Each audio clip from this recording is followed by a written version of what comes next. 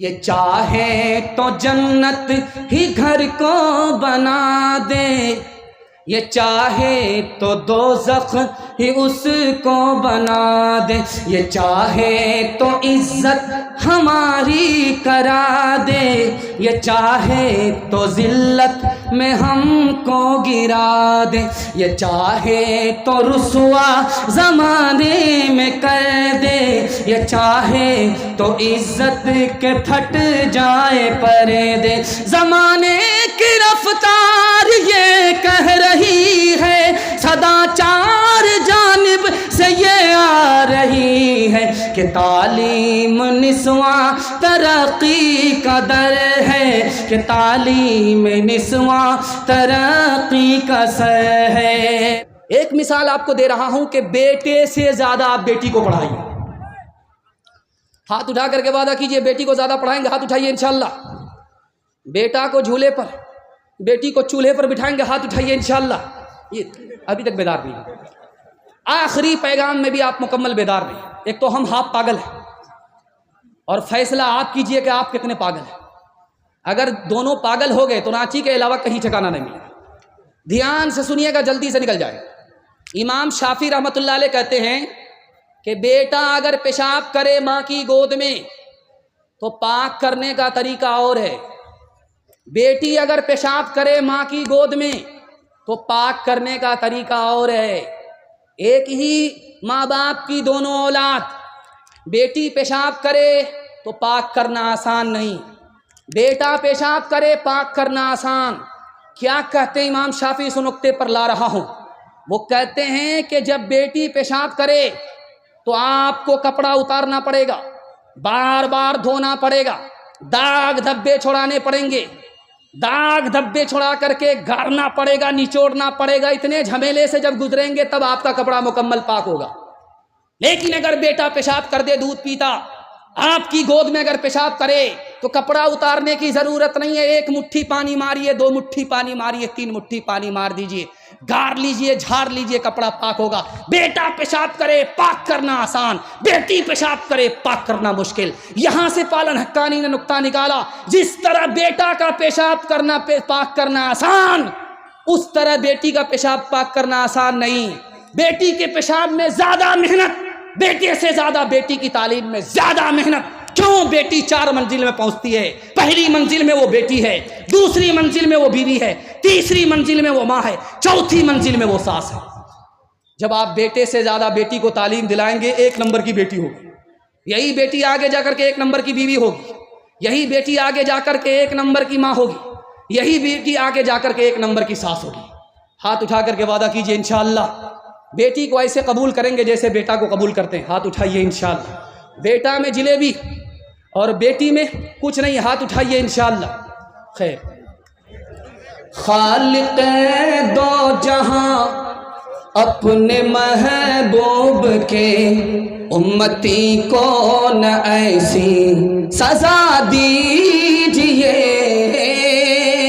لٹ گئے مال و جان جل گیا شیاں، لٹ گئے مال و جان جل گیا شیاں، کیا خطا تھی ہماری بتا دیجئے، ہم نے مانا بہت ہی گنہگار ہے، کچھ بھی ہو آپ ہی کے پرستار ہیں، جس نے مارا ہے چن چن کے یا رب ہمیں، جس نے مارا ہے چن چن کے یا رب ہمیں، بزم ہستی سے اس کو مٹا دیجئے،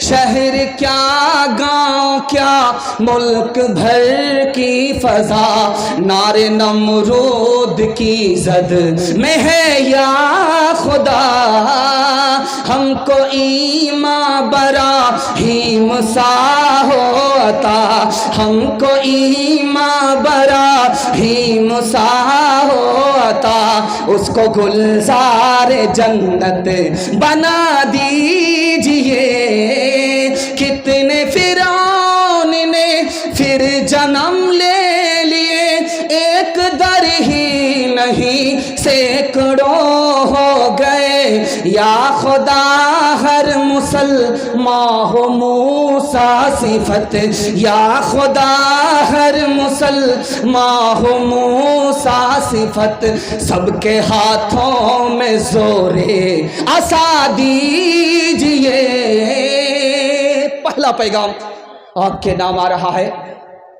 آج بدھ کا دن ہے، کل جمعرات ہے، اس کے بعد آپ کے یہاں جمعہ آنے والا ہے۔ جمعہ کو سامنے رکھیے، فلسطین کے لیے آپ کیا کر سکتے ہیں، یہ پیغام خوبصورت آپ کی خدمت کے نام آ رہا ہے۔ سننے کے لیے تیار ہے؟ جوش کے ساتھ ہاتھ اٹھائیے انشاءاللہ۔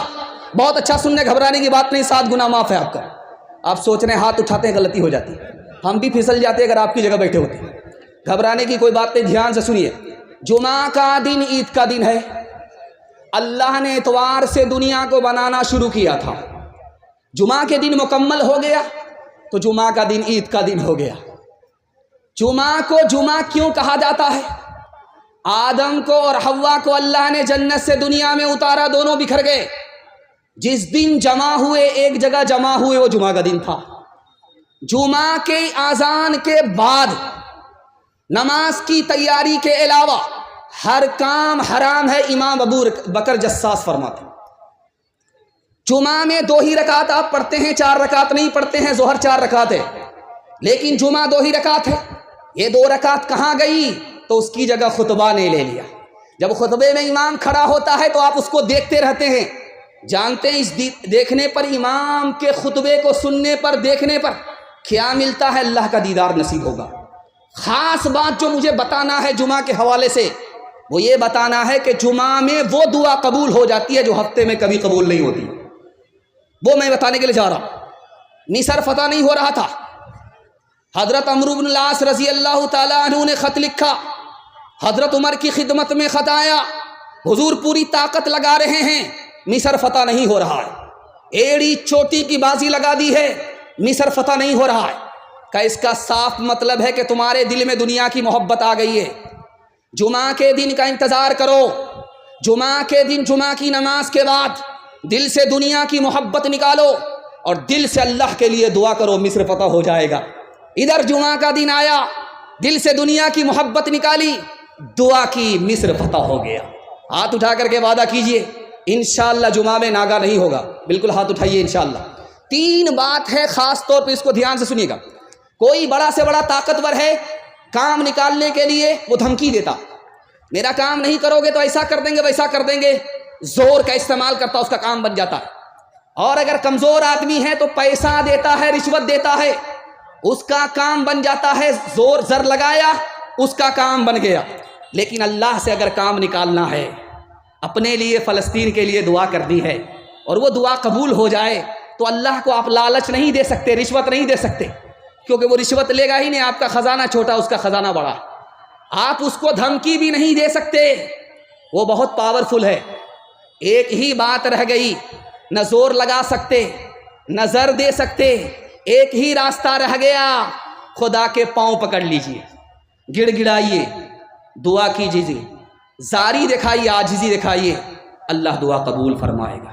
انشاءاللہ فلسطین کے حق میں دعا کریں گے، خصوصاً جمعہ کے دن اہتمام سے دعا کریں گے، ہاتھ اٹھائیے انشاءاللہ۔ انشاءاللہ چھوڑ کے مسجد جا بیٹھے ہے میں خانوں میں، چھوڑ کے مسجد جا بیٹھے ہے میں خانوں میں، واہ کیا جوش ترقی ہے مسلمانوں میں، نام اللہ وہ رسول اب تو میں سنتا ہوں کم، پہلے رائج تھے یہ الفاظ مسلمانوں میں، پہلے رائج تھے یہ الفاظ مسلمانوں میں۔ سیرت کے حوالے سے پیغام بالکل چھوٹا مختصر سا 3 لائن کا پیغام آپ تک پہنچ رہا ہے، اللہ کرے کہ یہ پیغام آپ کے دل تک پہنچ جائے۔ سنت پر کھڑے ہوں گے، ہاتھ اٹھا دیجئے جوش کے ساتھ انشاءاللہ۔ بیٹا کی شادی فری نہیں ہوگی، ہاتھ اٹھائیے انشاءاللہ۔ یہ دیکھیے بہت خوبصورت پیغام جلدی نکلے گا۔ فرانس کا انقلاب آیا، 26 لاکھ لوگ مارے چلے گئے، 1857 کی جنگ ہوئی، 1 کروڑ لوگ مارے چلے گئے۔ 1955 میں کوریا کی جنگ ہوئی، 15 لاکھ لوگ مارے چلے گئے۔ 1979 میں گلف وار ہوئی، 1 لاکھ لوگ مارے چلے گئے۔ 1914 میں پہلی جنگ ہوئی، پہلی جنگ عظیم ہوئی، 83 لاکھ لوگ مارے چلے گئے۔ 1941 میں دوسری جنگ عظیم ہوئی، کتنے لاکھ کروڑ لوگ مارے گئے؟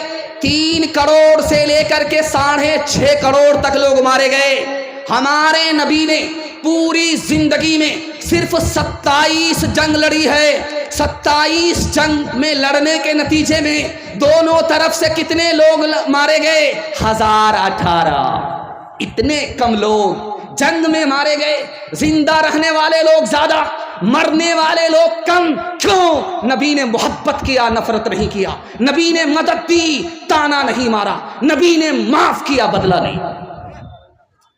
جو بات مجھے آپ تک پہنچانی ہے، جو پیغام آپ کو دینا ہے، وہ سنانے کے لیے جا رہا ہوں۔ دھیان سے اس کو سنیے گا۔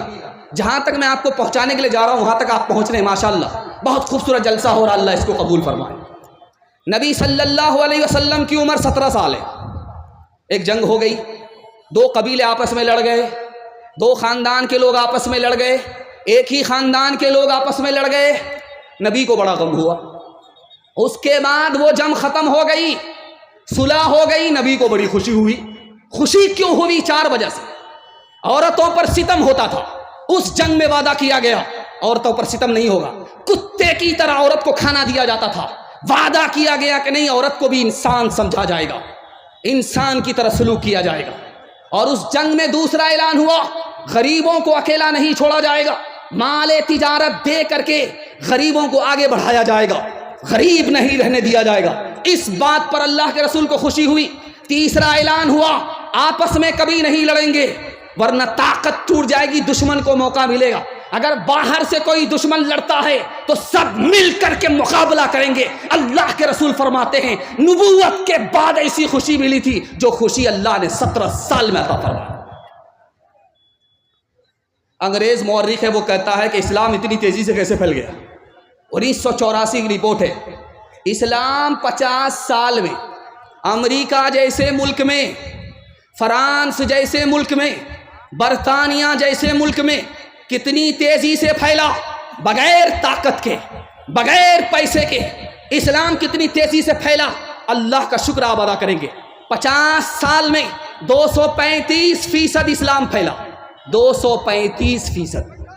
اور عیسائیت زور کے نام پر، زر کے نام پر کتنی پھیلی 50 سال میں؟ 47%۔ 47% عیسائیت پھیلی، اسلام 235% پھیلا۔ انگریز مورخ لکھتا ہے کہ 3 وجہ سے اسلام پھیلا۔ مسلمان کو ترقی ملی، مسلمان کامیاب ہو گئے، پوری دنیا میں چھا گئے، 7 سمندر پار اسلام پہنچ گیا۔ 3 وجہ سے پہنچا۔ مسجد میں نماز آئی، مسجد کی تعمیر نماز کے لیے ہوئی۔ آج اسی مسجد کی آبادی کے لیے جس پر اسرائیل کا قبضہ ہے، مسجد اقصیٰ کی آزادی کے لیے جنگ لڑی جا رہی ہے۔ اسلام پھیلا 3 وجہ سے، مسجد کی وجہ سے، اور مسجد میں سب مل کر کے، امیر اور غریب، چھوٹے بڑے، ایک صف میں متحد ہو کر کے اتحاد کا مظاہرہ کیا۔ اس کی وجہ سے اسلام پھیلا۔ محمد آئے، تحفے میں نماز لے کر کے آئے، نماز کے بہانے سے اتحاد دے دی، مسجد عطا کر دی، رحمت براہ راست مسجد پر اترتی ہے۔ اس کی وجہ سے اسلام پھیلا۔ انشاءاللہ ہمارا مضبوط رشتہ اگر مسجد سے رہا، اتحاد اگر باقی رہا، نبی کی شان کو ہم نے باقی رکھا، تو دنیا کی کوئی طاقت ہم پر غالب نہیں آ سکتی۔ ہاتھ اٹھا کر کے وعدہ کیجئے کہ مسجد میں نماز پڑھیں گے، دوسرے کو پڑھنے دیں گے۔ ہاتھ اٹھائیے، انشاءاللہ بالکل صحیح جا رہا ہے۔ میرا قائد ہے وہ، صلح امن پیغام تھا جس کا، محمد نام تھا جس کا، محبت کام تھا جس کا، وہ رفتہ رفتہ جس نے قوم کو منزل عطا کر دی، کلی آغاز تھی جس کی، چمن انجام تھا جس کا، وہ نبیوں میں رحمت لقب پانے والا، مرادیں غریبوں کی برلانے والا، وہ اپنے پرائے کا غم کھانے والا، مصیبت میں غیروں کے کام آنے والا، فقیروں کا ملجا ضعیفوں کا ماوا، غلاموں کا والی یتیموں کا والی، غلاموں کا مولا۔ قرآن کو سامنے رکھیے، تیسرا پیغام 3 منٹ میں گزر جائے۔ بہت اچھا آپ سن رہے ہیں، آپ کو کسی طرح اپنی شرمندگی کا احساس نہیں کرنا ہے۔ میں سب سے زیادہ آپ سے کم پڑھا لکھا ہوں، یہ الگ بات ہے کہ آپ کا میں مہمان ہوں، آپ نے مجھے کرسی پر بٹھا دیا۔ بہت اچھا سن رہے ہیں آپ، میں آپ کو عزت دے رہا ہوں، آپ کو ذلیل نہیں کر رہا ہوں۔ مجھے امید ہے کہ اللہ اس عزت کو برقرار رکھے، اس محبت کو برقرار رکھے۔ تیسرا پیغام دینے کے لیے جا رہا ہوں۔ ہمارا ضمیر زندہ ہے یا مردہ ہے، یہ کیسے پتا چلے گا؟ ہماری دعا فلسطین کے حق میں قبول ہوتی ہے کہ نہیں، یہ کیسے پتا چلے گا؟ خدا سے ہمارا تعلق ہے یا نہیں ہے، یہ کیسے پتا چلے گا؟ ایک ہی کسوٹی ہے دنیا میں، ایک ہی چیز ہے جس کا اللہ سے ڈائریکٹ تعلق ہے، وہ کعبہ بھی نہیں ہے، وہ مسجد اقصیٰ بھی نہیں ہے۔ ایک ہی چیز ہے، اس کا ڈائریکٹ اللہ سے تعلق ہے۔ جیسے اللہ باقی ویسے وہ چیز باقی، باقی ساری دنیا فنا ہے، مخلوق ہے، لیکن وہ ختم ہونے والی نہیں ہے۔ جیسے اللہ باقی ویسے وہ باقی، صرف اور صرف قرآن ہے، اس کے علاوہ کچھ نہیں ہے۔ قرآن ہی ہے جو باقی ہے، مخلوق نہیں ہے، اللہ کی صفت ہے۔ جیسے اللہ باقی ویسے قرآن باقی، لیکن اس قرآن کی کسوٹی پر ہم کو یہ معلوم کرنا ہے، ایکس رے کرنا ہے کہ میرا ضمیر زندہ ہے کہ نہیں، خدا سے ہمارا تعلق ہے کہ نہیں، ہماری دعا قبول ہوتی ہے کہ نہیں، یہ دکھانے کے لیے جا رہا ہوں۔ اگر اس دل کے اندر قرآن ہے تو یہ دل زندہ ہے، اگر اس دل کے اندر قرآن نہیں ہے یہ دل مردہ ہو چکا ہے۔ اس لیے اس کی نشانی ہے کہ جگانے پر بھی نہیں جاگتا۔ بھینسا کو جب پہلی لاٹھی پڑی تو کہنے لگا کہیں دور سے کہیں لگتا دھوبی کے پاٹ پر چوٹ پڑ رہی ہے۔ جب اس کو دوسری لاٹھی پڑی تو لگتا ہے کہ ہاں قریب قریب کہیں لاٹھی پڑ رہی ہے۔ جب اس کو تیسری لاٹھی پڑی تو لگتا ہے مجھ کو شک ہوتا کہیں میرے اوپر لاٹھی پڑ رہی۔ یہ نشانی ہے کہ یہ دل مر چکا ہے، یہ نصیحت نہیں پکڑتا۔ اور ایک بات بتانا ہے مجھے، یہاں بھی دعا ہو رہی ہے، حرم میں بھی دعا ہو رہی ہے، دنیا کے کونے کونے میں مظلوم کے لیے دعا ہو رہی ہے۔ یہ دعا قبول ہوتی ہے کہ نہیں، یہ کسوٹی بتانے کے لیے جا رہا ہوں۔ اگر آپ کا قرآن سے تعلق ہے، قرآن پر آپ عمل کرتے ہیں، قرآن آپ پڑھتے ہیں تو آپ کی دعا قبول ہوگی۔ اگر قرآن سے آپ کا کوئی تعلق نہیں ہے، اس کا مطلب ہے کہ آپ کی کوئی دعا قبول نہیں ہوگی۔ کیسے پتا چلے گا خدا سے ہمارا تعلق ہے؟ اگر قرآن سے تعلق ہے تو خدا سے تعلق ہے، اگر قرآن سے تعلق نہیں ہے تو خدا سے کوئی تعلق نہیں۔ ایک آدمی کا بیٹا بیمار پڑا، اس کے باپ کو کسی نے کہا قرآن پڑھو، قرآن شفا ہے، تمہارے بچے کو بیماری سے شفا مل جائے۔ تم مالدار آدمی ہو، جانور قربان کرو، قربانی اللہ کو بے حد پسند، تمہارا بیٹا ٹھیک ہو جائے۔ وہ بڑا سیانہ تھا، اس نے بولا کہ یہ تو ٹھیک ہے، یہ تو ٹھیک ہے کہ قرآن سے شفا ملتی ہے، یہ تو ٹھیک ہے کہ قربانی سے شفا ملتی ہے، لیکن میرا جانور ابھی جنگل میں گیا ہے، وہاں سے آنے میں زیادہ دیر ہو جائے گی، اس لیے جانور کی قربانی چھوڑ دیجئے، قرآن پڑھ کر کے میرے بیٹے کے لیے دعا کر دیجئے۔ تو کہنے والے نے سچائی بتائی کہ قرآن تمہاری زبان پر ہے، دل کے اندر نہیں ہے۔ دل کے اندر جو چیز گھس گئی ہے وہ مال و دولت ہے، جس کو دل کے اندر رہنا چاہیے وہ تو زبان پر ہے، اور جس کو جیب میں رہنا چاہیے وہ دل کے اندر چلی گئی ہے۔ یہ دیکھ لیجئے، یہ رومال گھوم رہا مدرسے کے لیے، لیکن دیکھیے اس میں چندہ دینے والے کتنے لوگ ہیں۔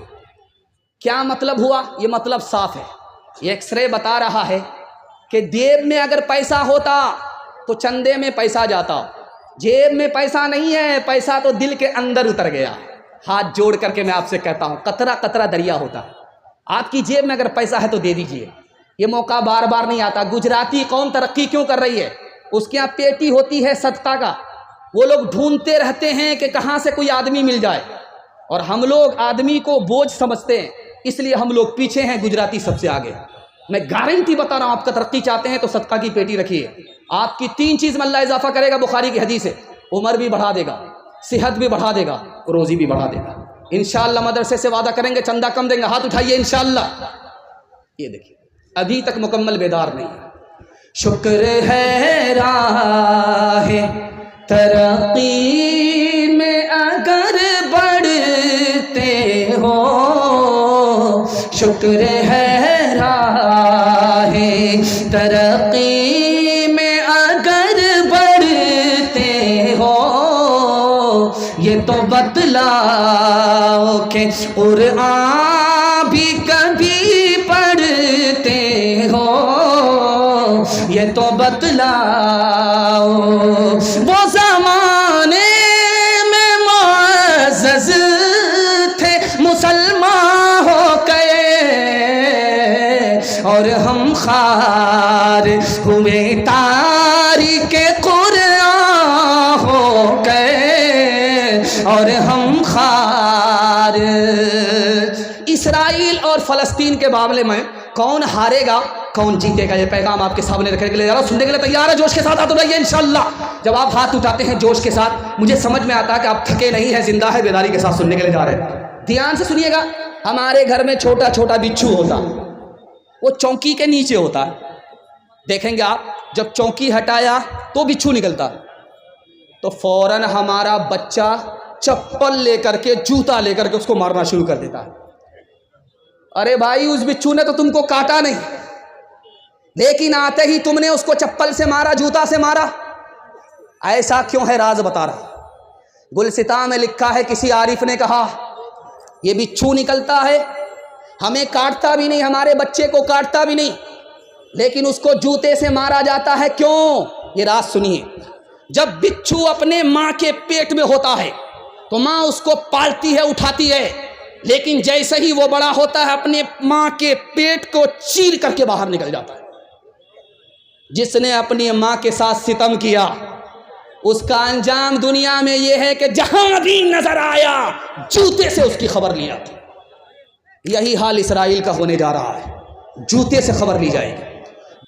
ملتی ہے ظالموں کو زمانے میں کب پناہ، زمانے میں کب پناہ، ظالم پہ ہر فلاح کی ہوتی ہے بند راہ، ہوتی ہے بند راہ۔ قرآن پڑھ کے دیکھ لو، آیات ہیں گواہ، آیات ہیں گواہ۔ برباد ملک ہو گئے، قومیں ہوئی تباہ، قومیں ہوئی تباہ۔ فرعون غرق ہو گیا دریائے نیل میں، فرعون غرق ہو گیا دریائے نیل میں، شاہی خزانہ کھو گیا دریائے نیل میں، دریائے نیل میں۔